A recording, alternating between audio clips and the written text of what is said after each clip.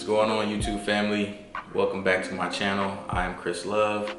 If you are new here, I am a dental hygienist. I've been practicing since 2016, and here I like to give tips and advice as far as being a dental hygienist. If you are new here, I'm not going to ask you to subscribe right now because first you have to get some kind of value from this channel. So if you do like anything that you hear and maybe want to see more from me, definitely think about hitting that like button and subscribing to the channel. One of the last videos I looked at, I noticed that I had like a little stain on my shirt, and I just looked and I noticed I got a little lint. So let me get that. I don't have a lint roller, so I got this Gorilla tape.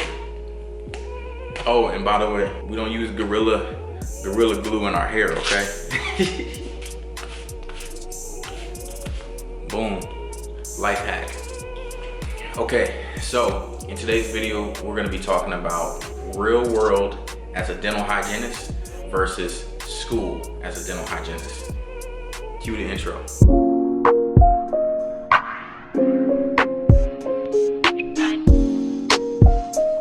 Okay, so real world dental hygiene versus school hygiene. First thing we're gonna talk about is patients. Dealing with patients in school versus in the real world is so different. But there are some similarities, of course, because you're still doing the same treatment.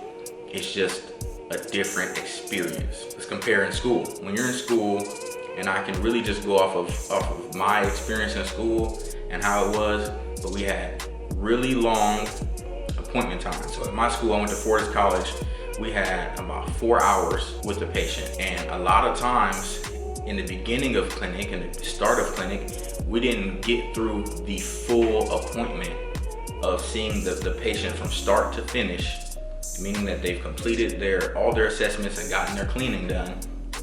Usually in the beginning, that doesn't get done on the first appointment because there's so many checks and you got competencies and you're waiting on instructors to come by and approve you to move to the next step, which in the beginning is okay because you're really trying to learn how to move through the appointment and making sure that everything is super accurate and you're super detailed. The intraoral exam, the extraoral exam, you're doing your probing, you're doing bleeding charting, calculus charting, plaque charting.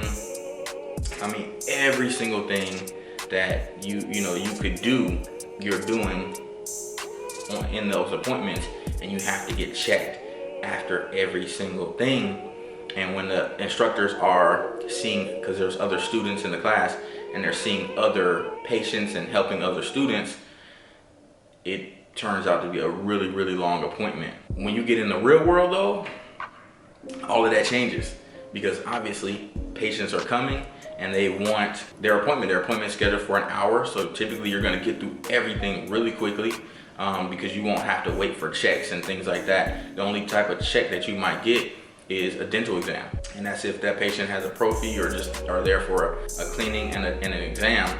But if they're just there for a SRP, likely they'll just see you. If they're there for a re-eval, likely they'll just see you. Another thing when dealing with patients that's different in the real world versus school is that most of the people who come into the schools, they understand that you're learning, that this appointment is going to take a long time, and they're okay with being there for the 4 hours because they're also paying a lot less because likely they don't have insurance and they're paying, like at my schools, they were paying $35 and I think they raised it to $40 for the cleaning. And that includes x-rays, exam by the doctor that is on the site, and the cleaning. And also if you do anything else, I think sealants and stuff like that, we never charged more for sealants. It was always just a flat rate of whatever they're paying for the cleaning to be seen as a patient. Real world, okay, people have insurance or they're paying out of pocket the full cost of being seen for x-rays, exam, and cleaning, and their time is valuable. So they are not waiting for hours to be seen or to be completed. They want to be completed within 30 minutes to an hour with their appointment. So that's a big difference, and it creates a different type of relationship too. Like a lot of times with the patients that you see in school, you spend a lot more time with them. There's a big energy that's exchanged with you where they know that they're helping you, and in return, you know, you want to keep them happy.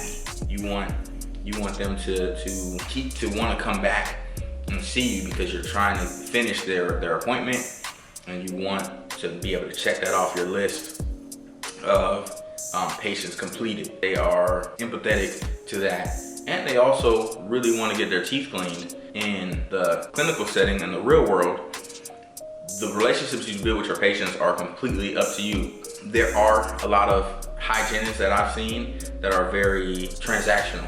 You know, the patients that they see are just patients that they're seeing at the practice, and then you have hygienists who are more personal or like to build personal relationships with their patients, and they build that rapport because these patients are likely coming in every 6 months or a year.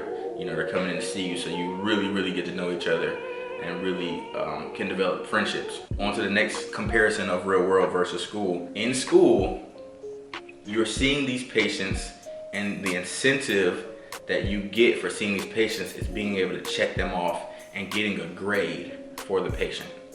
Now, a lot of reason why people choose dental hygiene is because you know that it pays well. Not everyone. There are people who do dental hygiene because it's a passion of theirs. They've always been interested in dentistry. Bottom line is most people do care about the fact that you're getting paid now. So that's the real world side. So you go from getting grades to getting paid.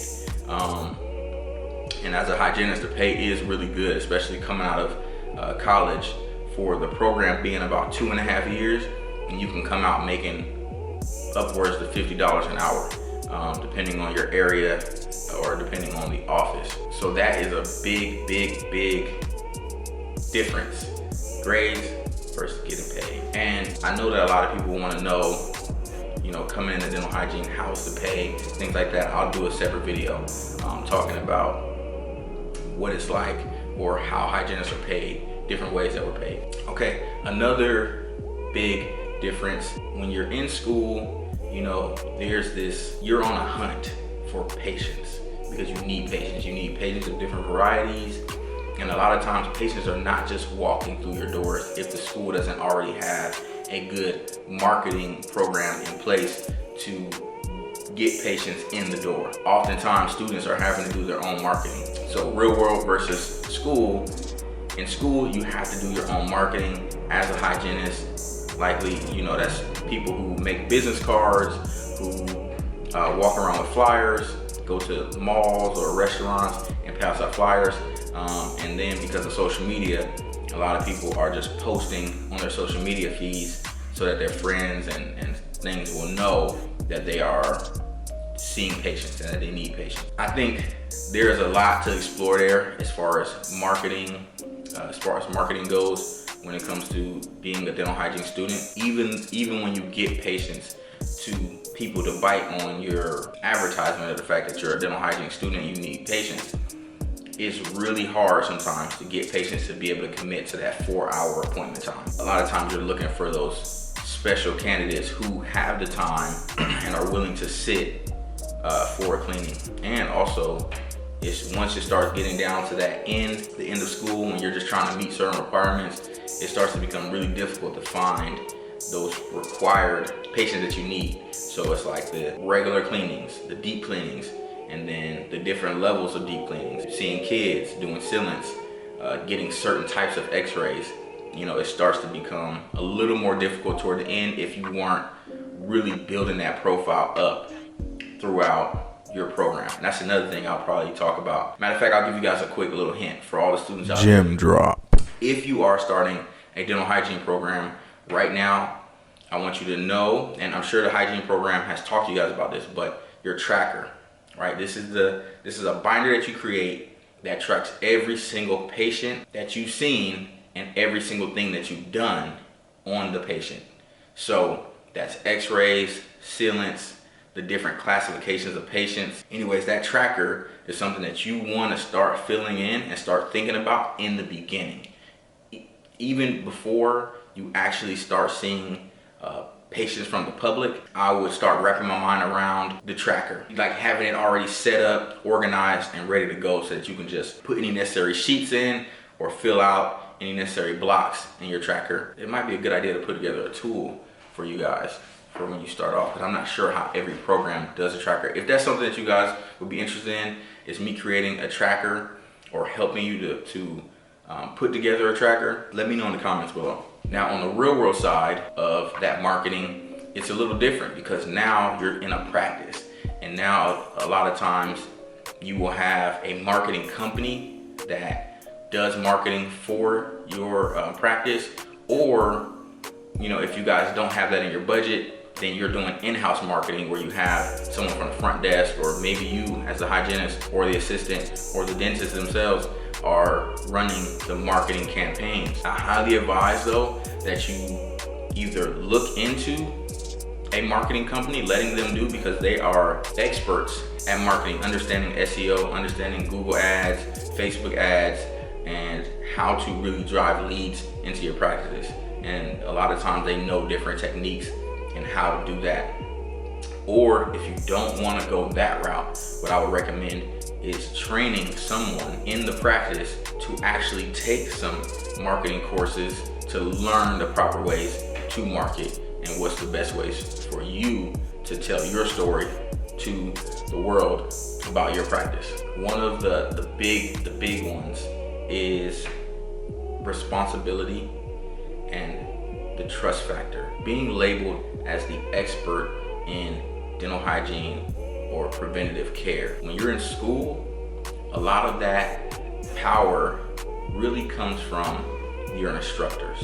You're kind of leaning on your instructors to guide you through making sure that your treatment plan and your co-diagnosis with the dentist is proper. But when you graduate and you enter the real world, now the expectation is that you are the expert.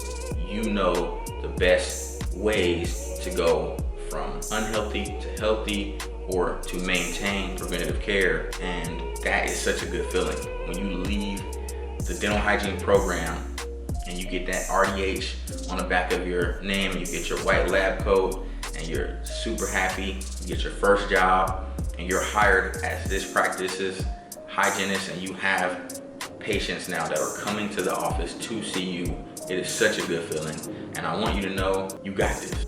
You went through all of that training to become a hygienist, and you're still going to learn more, and all of us are still learning more. This is why it's a requirement for us to take continuing education after hygiene school, because dentistry is always evolving, and so will you.